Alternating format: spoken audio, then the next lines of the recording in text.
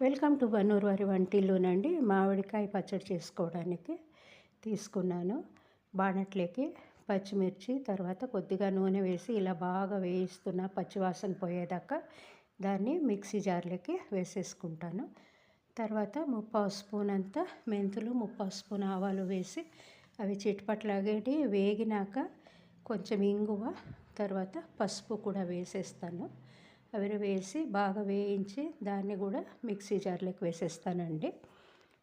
చూడండి, ఇలా బాగా వేగాలి, కమ్మటి వాసన కూడా వస్తూ ఉంది. ఇది దోరగా వేగిపోతే దాన్ని మిక్సీ జార్లోకి వేసుకుంటే సరిపోతుంది.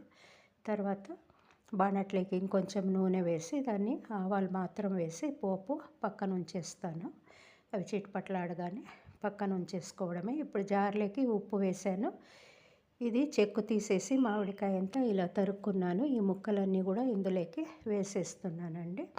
వేసి దీన్ని ఇలా కచ్చాపచ్చాగా మనము రుబ్బుకోవాలి. అంటే ఎక్కువ నున్నగా రుబ్బుకోకుండా రోట్లో రుబ్బినట్టు వస్తుంది. దీన్ని ఇప్పుడు పాత్రలోకి వేసేసుకుందాము. వేసుకున్నాక ఈ పోపును అందులోకి వేసేసేయడమేనండి. చాలా బాగుంటుందండి, రుచికరంగా ఉంటుంది. అన్నానికి కలుపుకుంటే కూడా టేస్టీగా ఉంటుంది. మీకు నచ్చిందంటే లైక్ చేయండి, షేర్ చేయండి. కొత్త వాళ్ళైతే సబ్స్క్రైబ్ చేయడం మర్చిపోకండి. Thanks for watching my video.